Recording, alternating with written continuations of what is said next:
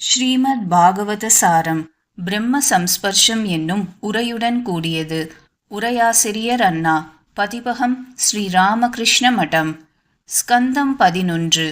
துவாரகா லீலை பாகம் 6. உத்தவ கீதை. ஸ்ரீ சுகர் கூறியது.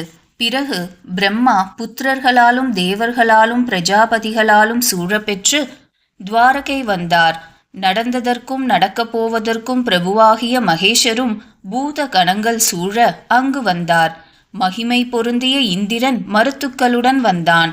ஆதித்யர்கள், வசுக்கள், அஸ்வினி தேவர்கள், ரிபுக்கள், அங்கீரசுக்கள், ருத்ரர்கள், விஸ்வே தேவர்கள், சாத்தியர்கள், இன்னும் மற்ற தேவர்களும், கந்தர்வர்கள், அப்சரசுகள், நாகர்கள், சித்தர்கள், சாரணர்கள், குஹ்யகர்கள், ரிஷிகள், பித்ருக்கள், வித்யாதரர்கள், கிண்ணரர்கள் ஆகியோரும் ஸ்ரீ கிருஷ்ணனை தரிசிக்க விரும்பி துவாரகை வந்தனர். பிரம்மா கூறியது. பிரபுவே, பூமியின் பாரத்தை போக்குவதற்காக நாங்கள் தங்களிடம் முன்பு பிரார்த்தனை செய்து கொண்டதற்கு இணங்க தாங்கள் அக்காரியத்தை செய்து முடித்து விட்டீர்கள். தர்மமானது சத்தியத்தில் நிலை பெற்ற சாதுக்களிடம் உம்மால் நிலைநாட்டப் பெற்றது. உலக அனைத்தின் பாவத்தை போக்கும் உமது புகழும் எல்லா திசைகளிலும் பரப்ப பெற்றது. உலகத்தின் நன்மைக்காக யதுவம்சத்தில் ஒப்புயர்வற்ற ரூபத்துடன் அவதரித்து உயர்வர உயர்நலம் தரும் செயல்களை செய்து முடித்தீர்கள். புருஷோத்தமரே, பிரபுவே, யதுவம்சத்தில் அவதரித்த தங்களுக்கு 125 வருஷங்கள் சென்றுவிட்டன. குறிப்பு: இங்கு கூறியுள்ளபடி ஸ்ரீ கிருஷ்ணர் பூலோக சஞ்சாரம் 125 வருஷம். மகாபாரதம் ஆதி பர்வம் 115வது அத்தியாயத்தில் பின்வரும் கால அட்டவணை காணப்படுகிறது. ஸ்ரீ கிருஷ்ணன் மறைந்ததும் பரீட்சித்திற்கு பட்டாபிஷேகம் செய்துவிட்டு மகா பிரஸ்தானம். ஸ்ரீ கிருஷ்ணன் வயது அர்ஜுனனை விட 3 மாதம் அதிகம், யுதிஷ்டிரரை விட 1.5 வருஷம் குறைவு. ஆகையால் இந்த கணக்குப்படி ஸ்ரீ கிருஷ்ணர் பூமியில் இருந்தது 106 வருஷம் 3 மாதம். ஆனால் பாண்டவர் ஹஸ்தினாபுரம் வந்தது 6 வயதில் என்றும் பாரத போருக்கு பின் அரசாட்சி 18 வருஷம் என்றும் சில நூல்கள் கூறும். அதை ஏற்றால் மேற்கூறிய கணக்கில் 28 வருஷம் குறைந்து ஸ்ரீ கிருஷ்ணர் பூலோக சஞ்சாரம் சுமார் 80 வருஷம் என்று ஏற்படும். அனைத்திற்கும் ஆதாரமாகிய அச்சுதா, இப்பொழுது உமக்கு தேவ காரியத்தில் மீதியாக உள்ளது ஏதுமில்லை. நீர் அவதரித்த குலமும் பிராமண சாபத்தால் அழிந்தாற்போல் ஆகிவிட்டது. வைகுண்டவாசியே, இனி நீர் திருவுளம் கொண்டால் உமது உத்தம ஸ்தானத்திற்கு எழுந்தருளலாம். உலகங்களுடனும் உலக பாலகர்களுடனும் ஊழியர்களாகிய எங்களை காத்தருள வேண்டும். ஸ்ரீ பகவான் கூறியது. தேவர்களின் பிரபுவே, நீர் எவ்வண்ணம் கூறினீரோ எது அங்கனமே என்பது எனது நிச்சயம். பூபாரம் குறைக்கப்பட்டது. உங்களுடைய காரியங்களெல்லாம் செய்து முடிக்கப் பெற்றன. நான் தோன்றிய இந்த யாதவ குலம் வீரியம், பலம் முதலியவற்றின் சிறப்பால் கர்வம் மேலிட்டு இருக்கிறது. உலகையே அழித்துவிடக் கூடியது. மகா சமுத்திரம் கரைக்குள் அடங்கியிருப்பது போல் என்னால் அடக்கி வைக்கப்பட்டிருந்தது. கர்வம் மிகுந்த யதுக்களின் இந்த பரந்த வம்சத்தை சம்ஹரிக்காமல் நான் செல்வேனாயின் மரியாதையை மீறிய இக்குலத்தால் உலகம் அழிந்துவிடும். கலங்கமற்ற பிரம்மதேவரே, பிராமண சாபத்தால் இந்த குலத்தின் அழிவு தொடங்கியிருக்கிறது. இதன் முடிவில் வைகுண்டம் செல்லும்போது உமது இருப்பிடத்திற்கு வருகிறேன். ஸ்ரீ சுகர் கூறியது. உலக நாயகரான பகவானால் இங்கனம் கூறப்பெற்று பிரம்மா தேவகணங்களுடன் அவரை நமஸ்கரித்துவிட்டு தமது இருப்பிடம் சென்றார். பிறகு பகவான் துவாரகையில் தோன்றிய பெரும் உத்பாதங்களை பார்த்து தம்மை நாடி வந்து கூடிய யாதவ குல பெரியோர்களை நோக்கி பின்வருமாறு கூறினார். ஸ்ரீ பகவான் கூறியது. பெரியோர்களே, ஜீவித்திருக்க விரும்பினால் இனி நாம் இங்கிருக்க கூடாது. மிகவும் புண்ணியமான பிரபாச தீர்த்தத்திற்கு இப்பொழுதே தாமதிக்காமல் செல்லுவோம். ஸ்ரீ சுகர் கூறியது. ராஜன்னு, இவ்விதம் பகவானால் கட்டளையிடப்பெற்ற யாதவர்கள் பிரபாச தீர்த்தம் போக நிச்சயித்து தேர்களை ஆயத்தம் செய்தார்கள். ராஜன்னு, எப்பொழுதும் கிருஷ்ணனை பின்பற்றும் உத்தவர் கிருஷ்ணன் கூறியதை கேட்டு பயங்கரமான அரிஷ்டங்களை பார்த்தும் உலக நாயகர்களின் நாயகனாகிய பகவானிடம் தனியே வந்து தலையால் அவருடைய பாதங்களில் வணங்கி கை கூப்பிக்கொண்டு பின்வருமாறு கூறலானார். உத்தவர் கூறியது: தேவா, தேவநாயகா, யோகநாயகா, கேட்டாலும் பாடினாலும் புண்ணியத்தை வளர்க்கும் கீர்த்தியுடையவனே, நீர் இந்த யதுகுலத்தை சம்ஹாரம் செய்துவிட்டு உலகை விடக் கருதுகிறீர் என்பது நிச்சயம். பிராமண சாபத்தை விலக்க வல்லவராயினும் நீர் அதை விலக்க விரும்பவில்லை. கேசவா, நான் உமது பாத கமலத்தை விட்டு அரை கணமும் பிரிந்திருக்க பொறுக்க மாட்டேன். நாதா, என்னையும் உம்முடைய ஸ்தானத்திற்கு அழைத்துச் செல்ல வேண்டும். ஸ்ரீ பகவான் கூறியது: மகா பாக்யசாலியாகிய உத்தவா, நீ சொல்லுகிறபடிதான் எனது அபிப்பிராயம். சாபத்தால் பொசுங்கிய இக்குலம் ஒருவருக்கொருவர் தமக்குள்ளேயே செய்து கொள்ளப் போகும் கலகத்தால் நாசமடைய போகிறது. இன்றிலிருந்து 7வது நாள் சமுத்திரம் இந்த துவாரகாபுரியை முழுக்கிவிடப் போகிறது. நான் விட்டு விலகிய தேசத்தில் நீ இருக்கக்கூடாது. மங்கள ஸ்வரூபியான உத்தவா, கலியுகத்தில் ஜனங்கள் அதர்மத்தில் ருச்சி உடையவர்களாய் இருக்கப் போகிறார்கள். நீ உன்னை சார்ந்த உற்றார் உறவினரிடம் சிநேகத்தையும் மற்றும் அனைத்தையும் துறந்து என்னிடம் நன்றாக மனத்தை செலுத்தி சம திருஷ்டியுடன் பூமியில் சஞ்சரிப்பாயாக. எல்லா உயிர்களுக்கும் நண்பனாகவும் சாந்தனாகவும் ஞானத்திலும் விஞ்ஞானத்திலும் நிச்சயம் உள்ளவனாகவும் இருந்து கொண்டு பிரபஞ்சத்தை என் வடிவாக பார்ப்பவன் மீண்டும் பிறவிச் சுழலில் விழமாட்டான். உத்தவர் கூறியது: யோகேஷா, யோகம் அறிந்தவர்களின் செல்வமே, யோகமே உருக்கொண்டவரே, யோகத்திற்கு பிறப்பிடமே, எனது உயர் நலத்தை கருதி சந்நியாச லட்சணம் பொருந்திய தியாகம் உம்மால் உபதேசிக்கப்பட்டது. பகவானே, நான் எனது என்ற மூட புத்தியை நான் உமது மாயையின் விலாசத்தால் சுற்றத்துடன் தோன்றியுள்ள இந்த தேகத்தில் ஆழ்ந்த பற்றுள்ளவனாய் இருக்கின்றேன். ஆகையால் உம்மால் உபதேசிக்கப்பட்டதை நான் எவ்வகையில் எளிதில் கைக்கொண்டு அனுஷ்டிக்க முடியுமோ அவ்வகையில் எனக்கு வழிகாட்ட வேண்டும். ஸ்ரீ பகவான் கூறியது: ஒரு புருஷனுடைய ஆத்மாவுக்கு விசேஷமாக ஆத்மாவே குரு. ஏனெனில் இவன் அவ்வாற்றால் பிரத்யக்ஷத்தாலும் அனுமானத்தாலும் உயர் நலனை எய்துகிறான். இவ்விஷயத்தில் புராதனமான இந்த வரலாற்றை கூறுகிறார்கள். இது அளவிறந்த மகிமை வாய்ந்த யது மகாராஜனுக்கும் அவதூதருக்கும் இடையே நிகழ்ந்த சம்பாஷணை வடிவில் உள்ளது. தர்மங்களை அறிந்த யது அவதூதராக ஆடையின்றி எங்கும் பயமில்லாமல் சஞ்சரிப்பவரும் யவ்வன பருவம் உடையவரும் பண்டிதரும் ஆகிய ஒரு பிராமணரை பார்த்து பின்வருமாறு கேட்டார். யது கூறியது: பிரம்ம ரிஷியே, செயலற்றிருக்கும் உமக்கு புத்தியானது மிகவும் திறமை வாய்ந்திருப்பது எங்கனம்? அப்படிப்பட்ட புத்தியை அடைந்து வித்வானாகிய நீர் உலகில் ஒன்றும் அறியாத சிறுவனைப் போல் உலவி வருகிறீர். காமம், லோபம் என்ற காட்டு தீயினால் ஜனங்கள் தவித்து கொண்டிருக்கையில் நீர் அந்த அக்னியிலிருந்து விடுபட்டு கங்கை நீரில் முழுகியிருக்கும் யானை போல் தாபம் அடையாமல் இருக்கிறீர். பிரம்மரிஷியே, தன்னந்தனியாய் இருப்பவரும் விஷய நுகர்ச்சி அற்றவரும் ஆகிய உமக்கு மனதில் ஆனந்தம் நிறைந்திருக்கும் காரணத்தை கேட்க விரும்பும் எங்களுக்கு கூறி அருளுதல் வேண்டும். பிராமணர் கூறியது: அரசே, என் புத்தியில் புகுந்து குருவாய் விளங்குபவர்கள் எனக்கு பலர் இருக்கிறார்கள்.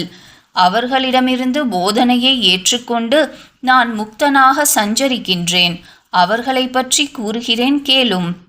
பூமி, காற்று, ஆகாயம், ஜலம், அக்னி, சந்திரன், சூரியன், மான், மலை, பாம்பு, சமுத்திரம், விட்டில் பூச்சி, தேனீ, யானை, தேன் எடுப்பவன், மான், மீன், பிங்களை, குரர பக்ஷி, குழந்தை, குமரி, அம்பு தொடுப்பவன், பாம்பு, சிலந்தி பூச்சி, குளவி ஆகிய 24 குருக்கள் என்னால் அடையப்பட்டவர்கள்.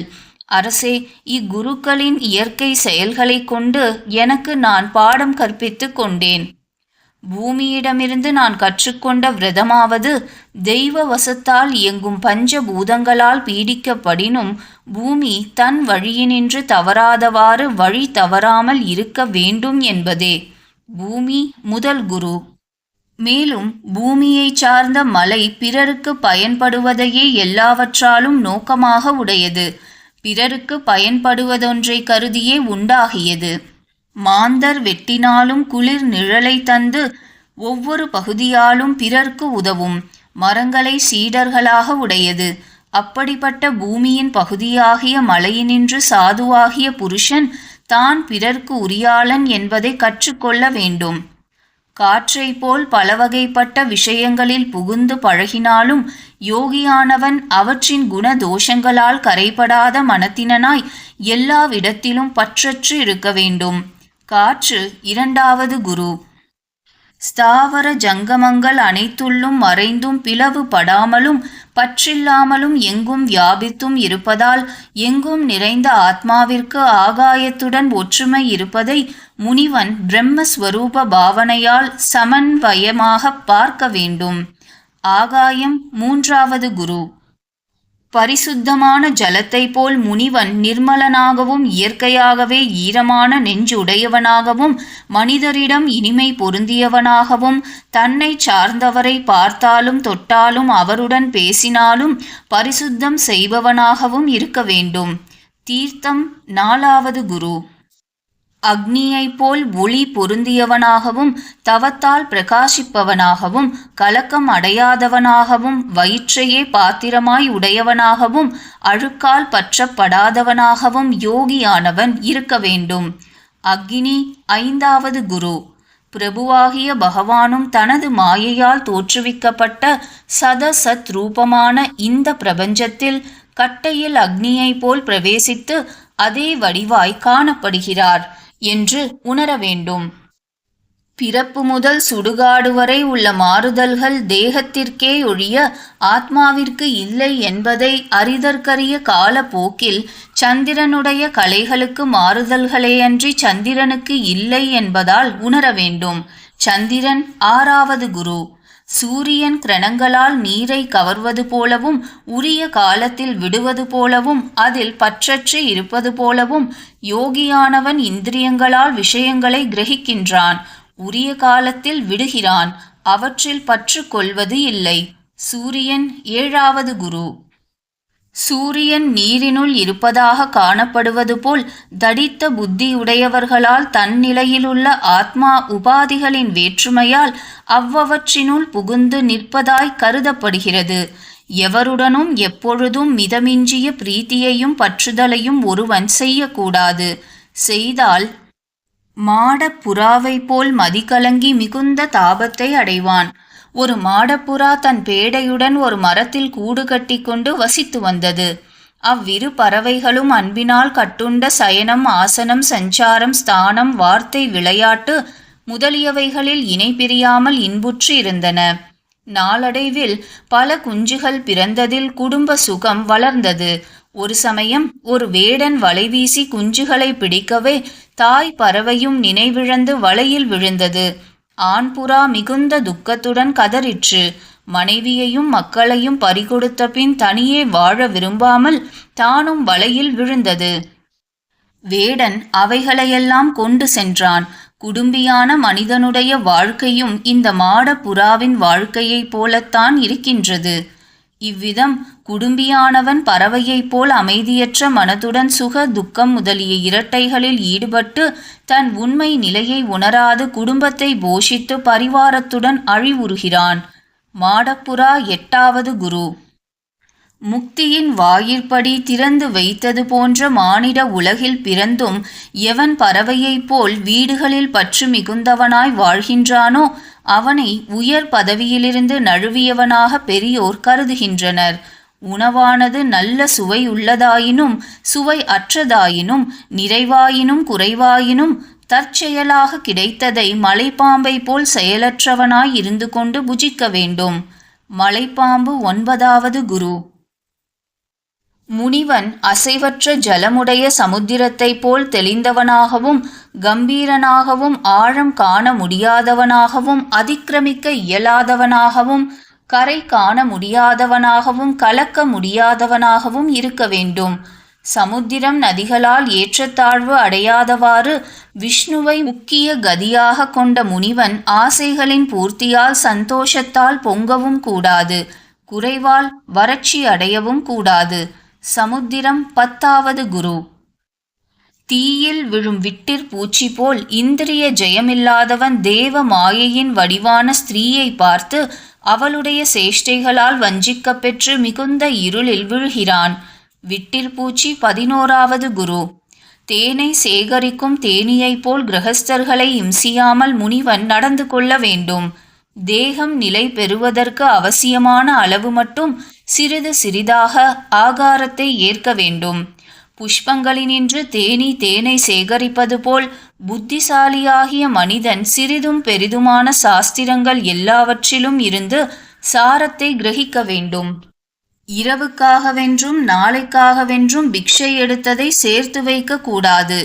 அப்படி சேமிப்பவன் தேனுடன் அழிவது போல் அழிந்து போவான். 12வது குரு. துறவியானவன் மரத்தாலான ஸ்திரீயானாலும் காலால் கூட தொடக்கூடாது. பெண் யானையின் அங்கசங்கத்தால் ஆண் யானை கட்டில் அகப்படுவது போல் ஸ்திரீயை தொடுபவன் பந்தத்திற்கு உள்ளாவான். ஆண் யானை 13வது குரு. குறிப்பு: ஸ்ரீ சைத்தன்யருடன் ஒரு பிரம்மச்சாரி ஒரு கிரகஸ்தர் வீட்டிற்கு பிக்ஷைக்கு சென்றான். போஜனத்திற்கு பின் முக சுத்திக்கு கடுக்காய் கொடுக்கப்பட்டதில் மீதி இருந்ததை துணி தலைப்பையில் முடிந்து கொண்டான். இதை கண்ட சைத்தன்யர் அவனை தன் சங்கத்தினின்று நீக்கி கிரகஸ்த ஆசிரமம் போகச் சொன்னார். லோபிகளால் சிரமப்பட்டு சேமிக்கப்பட்ட பொருள் தியாகத்துக்கோ போகத்துக்கோ பயன்படுவதில்லை. ஆனால் தேன் வேட்டைக்காரன் தேனை அனுபவிப்பது போல் பொருளை கவர உபாயமறிந்த எவனோ ஒருவன் அதையும் அனுபவிக்கிறான். லோபி 14வது குரு. வேடனுடைய பாட்டை கேட்டு மதிமயங்கி அவனுடைய அம்புக்கு இரையாகும் மானிடமிருந்து கற்றுக்கொள்ள வேண்டிய பாடமாவது, புத்தியை கெடுக்கக்கூடிய பாட்டை வனவாசியான துறவி ஒருபோதும் கேட்கக்கூடாது என்பதே. மான் 15வது குரு. சுவையினால் கவரப்பட்டு மதியிழந்த மனிதன் நாவை அடக்கமாட்டாமல் வலையில் பிடிபட்ட மீனை போல் சாவை அடைகிறான். மீன் 16வது குரு. ஆகாரத்தை விட்ட புத்திமான்கள் நாக்கை தவிர மற்ற இந்திரியங்களை விரைவில் ஜெயிக்கிறார்கள். ஆனால் உணவின்றி பட்டினி இருப்பவனுக்கு சுவையின் அவா வளர்ச்சி அடைகிறது. மற்ற இந்திரியங்களை ஜெயித்த புருஷன் நாக்கை ஜெயிக்காத வரையில் இந்திரியங்களை ஜெயித்தவன் ஆக மாட்டான். சுவை ஜெயிக்கப்பட்டால் எல்லாம் ஜெயிக்கப்பட்டது ஆகும். அரசகுமாரா, விதேக நகரத்தில் முன்னொரு காலத்தில் பிங்களை என்று ஒரு வேசி இருந்தாள். அவளிடமிருந்து நான் கற்றுக்கொண்டதை தெரிந்து கொள்வாயாக. பிங்களை 17வது குரு. அந்த வேசி ஒரு சமயம் தன்னை விரும்புபவனை கூடும் இடத்திற்கு அழைத்துச் செல்ல விரும்பியவளாய் தன்னை சிறப்பாக சிங்காரித்து கொண்டு உரிய சமயத்தில் வெளி வாயிலை அடைந்து காத்திருந்தாள்.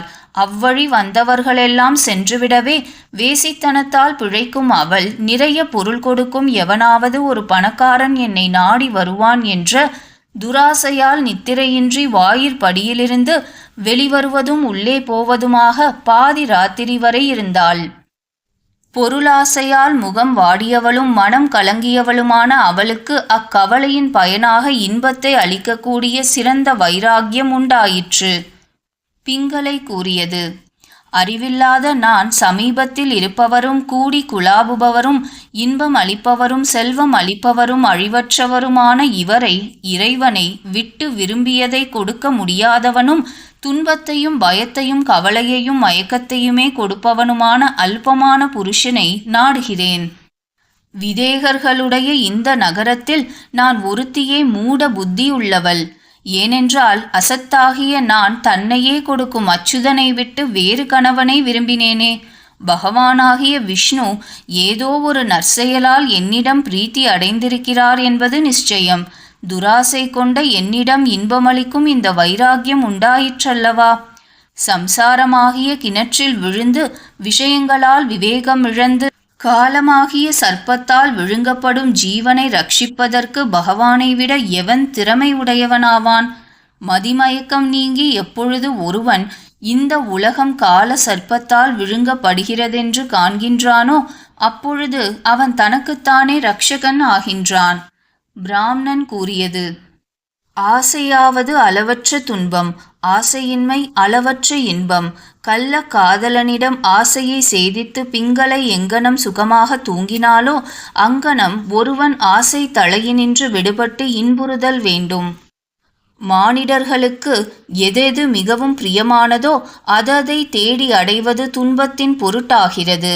அதை அறிந்தவனும் எதையும் வேண்டாதவனுமாகியவன் அளவற்ற இன்பத்தை அடைகிறான். இதை குரர பக்ஷியிடமிருந்து நான் கற்றுக்கொண்டேன். இது 18வது குரு.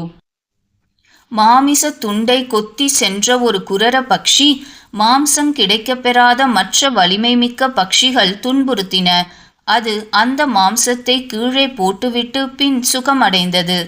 எனக்கு மானமும் அவமானமும் இல்லை. மனையும் மக்களும் உடையவர்களுக்கு உண்டாகும் கவலை இல்லை. தனக்குத்தானே விளையாடிக்கொண்டு தனக்குத்தானே ரமித்து கொண்டு நான் இங்கே ஒரு சிறுவனைப் போல் சஞ்சரிக்கின்றேன். சிறுவன் 19வது குரு. ஒரு குமரியிடமிருந்து நான் கற்றுக்கொண்டதை கேள். ஓரிடத்தில் ஒரு குமரி தன்னை கல்யாணத்திற்கு பெண் பார்க்க வீடு தேடி வந்தவர்களை வீட்டில் உறவினர் யாரும் இல்லாதபோது தானே உபசரித்தாள். அரசே, வந்தவர்களுக்கு உணவளிப்பதற்காக இப்பெண் இரகசியமாக நெல்லை குத்துகையில் கையிலிருந்த சங்கு வளைகள் குலுங்கி மிகுதியாக சத்தம் செய்தன.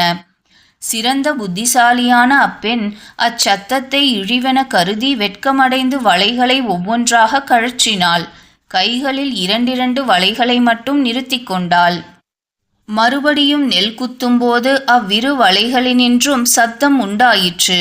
அவற்றிலும் ஒவ்வொன்றை கழற்றினாள். பின் ஒரு வளையினின்று சப்தம் உண்டாகவில்லை. அரசே, உலக தத்துவத்தை அறிய வேண்டுமென்ற விருப்பத்துடன் உலகங்களில் சஞ்சரிக்கும் போது அந்த பெண்ணிடம் பின்வரும் இந்த பாடத்தை நான் கற்றுக்கொண்டேன். வெகு பேர்களுடன் வசித்தால் கலகம் உண்டாகும். இருவருள்ளும் விவகாரம் ஏற்படும். ஆகையால் முனிவன் பெண்ணின் கை கங்கணம் போல் ஒருவனாக சஞ்சரிக்க வேண்டும். குமரியின் கங்கணம் 20வது குரு. யோகியானவன் ஆசனத்தையும் சுவாசத்தையும் ஜெயித்து வைராகியத்தையும் அபியாசத்தையும் கைக்கொண்டு ஸ்திரமாகிய மனதை சாவதானத்துடன் ஒரே இடத்தில் சேர்க்க வேண்டும். அம்பு தொடுப்பவன் அம்பில் நிலைத்த மனம் உடையவனாகி அருகாமையில் சென்ற அரசனை எவ்விதம் பார்க்கவில்லையோ அவ்விதம் ஸ்வரூபத்தில் நிலை பெற்ற மனமுடையவன் உள்ளும் வெளியும் எதையும் அறியான். அம்பு தொடுப்பவன் 21வது குரு. நிலையற்ற உடல் படைத்த மனிதனுக்கு வீட்டை பற்றிய ஆரம்பம் மிகுந்த துன்பத்தை விளைவிப்பதாகவும் பயனற்றதாகவும் முடிகிறது. பாம்பு பிறரால் அமைக்கப்பட்ட வீட்டில் கரையான் வைத்த புற்றில் புகுந்து சுகமாக வளர்கிறது. பாம்பு 22வது குரு.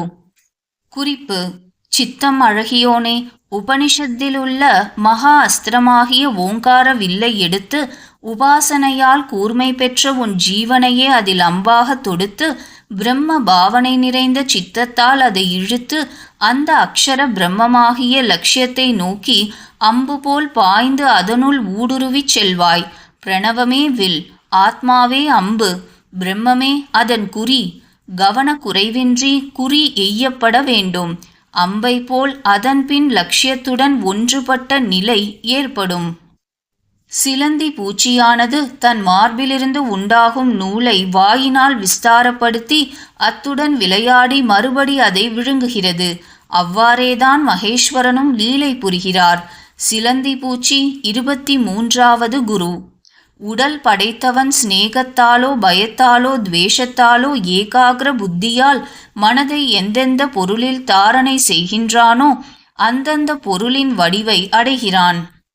அரசே, புழுவானது குளவி கூட்டினுள் புகுத்தப்பட்டு குளவியையே தியானித்து முன் உடலை விடாமலேயே குளவியின் வடிவை அடைந்து விடுகிறது. குளவி 24வது குரு. இக்குருக்களிடமிருந்து இவ்வாறாக இந்த என் புத்தியை நான் சிக்ஷித்து கொண்டேன். அரசே, மேலும் என் சரீரத்தினின்று நான் புத்தியை சிக்ஷித்து கொண்டதை நான் கூற கேட்பாய். வைராகியத்திற்கும் விவேகத்திற்கும் காரணமாயிருக்கும் சரீரமும் எனக்கு குருவாகிறது. பிறத்தலையும் இரத்தலையும் தாங்குவது எப்போதும் மிகுந்த துன்பத்துடன் கூடியது.